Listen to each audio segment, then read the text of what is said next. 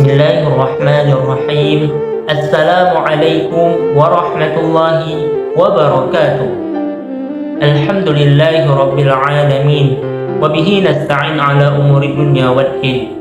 Wassalatu wassalamu ala ashrafil anbiya'i wal mursalin wa ala alihi wa sahbihi ajma'in. Amma ba'du. Puji syukur kepada Allah, salawat dan salam kepada baginda Nabi besar Muhammad sallallahu alaihi wasallam. Pertama-tama penghormatan saya kepada Ibu Anita SAG Enhum selaku dosen pengajar saya dan kepada seluruh penonton dimanapun Anda berada. Pada kesempatan kali ini, saya Ahmad Safir Mubarak dengan NIM 254011001 akan memberi jawaban atas soal ujian ilmu dakwah berdasarkan pemahaman saya. Baik, soal yang pertama. Dalam kegiatan dakwah terdapat 6 unsur utama, yaitu ada da'i, mad'u, materi, media, metode, dan tujuan. Contoh penerapannya seperti dalam video berikut ini.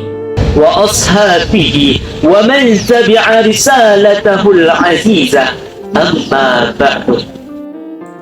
Dalam video tersebut, saya sendiri sebagai da'i yang menyampaikan dakwah. Orang yang menonton video saya sebagai mad'u yang mendengarkan dan memiliki latar belakang serta pemahaman agama yang berbeda-beda. Materinya tentang amal ma'ruf nahi munkar. Metodenya menggunakan metode kajian tematik. Medianya menggunakan media sosial dan tujuannya untuk meningkatkan kesadaran beragama dan membentuk karakter yang islami. Kemudian soal yang kedua. Sebagai da'i pemula, menghadapi mad'u yang apatis terhadap agama memerlukan pendekatan yang tepat, yaitu dengan dakwah bil hikmah. Dakwah bil hikmah berarti menyampaikan dakwah dengan cara yang bijaksana, sabar, dan tidak memaksa. Langkah pertama yang saya ambil adalah memahami kondisi mad'u, termasuk alasan mengapa mereka bersikap apatis terhadap agama. Langkah kedua adalah membangun komunikasi yang baik dan bersahabat, tanpa menghakimi atau menyalahkan. Langkah ketiga, da'i harus menjadi contoh dalam perilaku sehari-hari, karena sikap lebih mudah diterima daripada nasihat. Langkah keempat adalah menyampaikan pesan agama secara perlahan, dengan bahasa yang sederhana dan relevan dengan kehidupan mad'u. Dengan dakwah bil hikmah, mad'u merasa dihargai dan tidak tertekan, sehingga pesan dakwah lebih mudah diterima. Soal ketiga, dakwah bilhal. Dakwah bilhal adalah dakwah yang dilakukan melalui tindakan nyata. Salah satu contoh penerapannya adalah dalam penanggulangan pasca bencana yang saya lakukan bersama Aceh Bergerak. Aceh Bergerak hadir, bukan sekadar membawa bantuan fisik, tapi membawa dekapan hangat untuk menyembuhkan.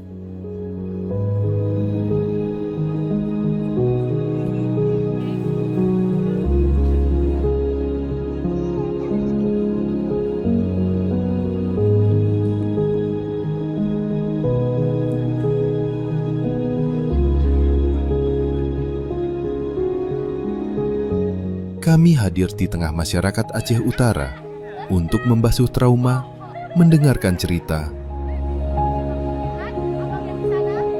dan mengembalikan senyum yang sempat hilang.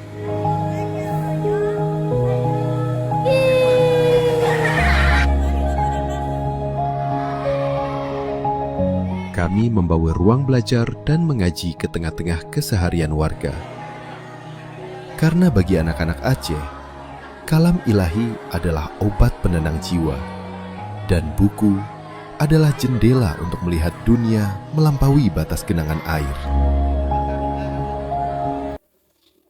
Bentuk kegiatannya antara lain pembagian bantuan kebutuhan pokok, gotong royong, disko sosial pasca bencana, dan lain-lain.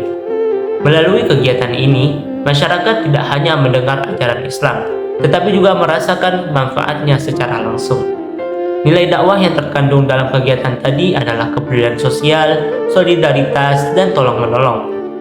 Dakwah bilhal menunjukkan bahwa Islam hadir sebagai solusi atas permasalahan sosial yang dihadapi oleh masyarakat.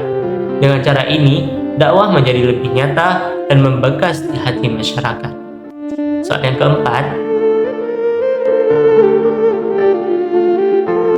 tujuan dakwah itu tidak hanya mengubah perilaku lahiriah, tetapi juga membentuk kesadaran iman dan akhlak masyarakat. Perubahan perilaku yang tidak disertai dengan iman biasanya bersifat sementara. Oleh karena itu, dakwah harus menyentuh hati dan kesadaran spiritual Badawi. Caranya adalah dengan mengaitkan ajaran agama dengan kehidupan sehari-hari, seperti mengangkat isu-isu permasalahan hidup, mengajak refleksi diri, dan menceritakan kisah-kisah inspiratif, serta memberikan contoh akhlak yang baik. Dai tidak hanya menyampaikan materi, tetapi juga menjadi teladan dalam sikap dan perbuatan. Jika iman sudah tertanam dengan baik, maka akhlak dan perilaku positif akan tumbuh secara alami. Soal yang kelima,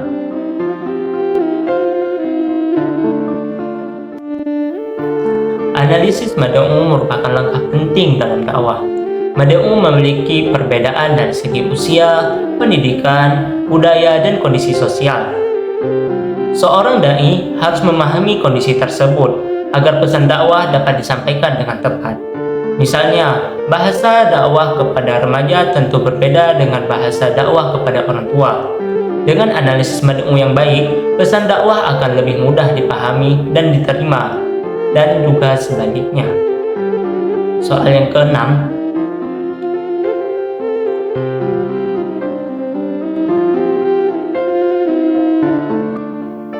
dakwah dapat dipahami sebagai aktivitas dan juga sebagai disiplin ilmu. Sebagai aktivitas, dakwah adalah kegiatan menyampaikan ajaran Islam kepada masyarakat secara langsung. Kalau sebagai disiplin ilmu, dakwah dipelajari secara akademik dengan teori, metode, dan pendekatan ilmiah. Di perguruan tinggi Islam, ilmu dakwah berfungsi untuk membekali mahasiswa agar mampu berdakwah secara terencana dan profesional. Dengan memahami dakwah sebagai ilmu, dakwah tidak dilakukan secara asal, tetapi berdasarkan kajian yang sistematis, terstruktur, dan bertanggung jawab. Soal selanjutnya, ilmu dakwah dan ketaatan dai memiliki hubungan yang sangat kuat. Penguasaan teori dakwah saja tidak cukup tanpa pembinaan spiritual. Ilmu dakwah membantu dai memahami cara berdakwah yang baik dan benar.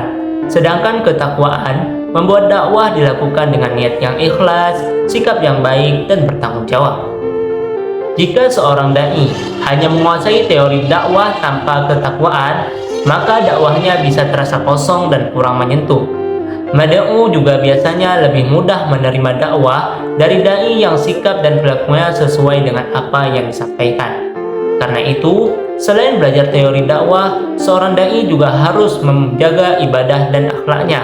Dengan begitu, dakwah yang disampaikan tidak hanya didengar, tetapi juga dipercaya dan diteladani. Adapun soal selanjutnya, saat ini, dakwah di media sosial lebih sering menonjolkan popularitas dai dibanding isi pesannya.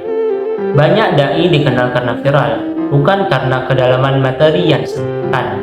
Adapun dampak positifnya, dakwah menjadi lebih luas jangkauannya dan mudah diakses oleh masyarakat, itu karena viral.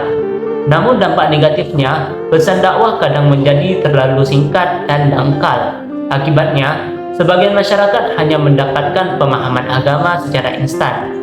Dalam ilmu dakwah, popularitas seharusnya hanya menjadi sarana, bukan tujuan utama. Yang paling penting, tetap kualitas pesan dan manfaatnya bagi umat. Soal selanjutnya, dakwah bil lisan. Dakwah bil lisan adalah dakwah melalui ucapan atau ceramah. Kelebihannya, materi agama bisa disampaikan dengan jelas dan terarah. Namun, kelemahannya, jika hanya mendengar tanpa melihat contoh nyata, Mad'u bisa sulit mengamalkannya. Sedangkan dakwah bilhal adalah dakwah melalui perbuatan nyata. Kelebihannya, masyarakat langsung merasakan manfaat dari ajaran Islam. Namun kelemahannya, jika tidak disertai penjelasan, nilai dakwahnya bisa tidak dipahami secara mendalam. Karena itu, dakwah bil lisan dan bil hal sebaiknya digunakan bersama agar hasilnya lebih berguna. Adapun soal terakhir,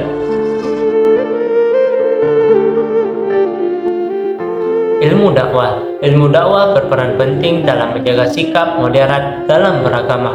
Dakwah tidak dilakukan dengan cara keras atau memaksa, tetapi dengan pendekatan yang bijaksana. Di tengah masyarakat yang beragam, ilmu dakwah membantu dai menyampaikan ajaran Islam secara damai dan toleran. Hal ini penting untuk mencegah munculnya paham radikalisme.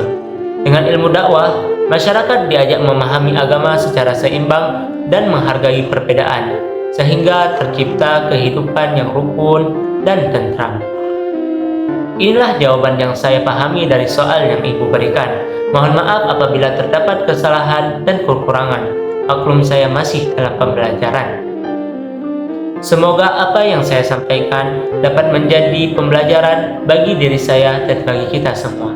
Saya akhiri, billahi taufiq wal hidayah. Wassalamualaikum warahmatullahi wabarakatuh.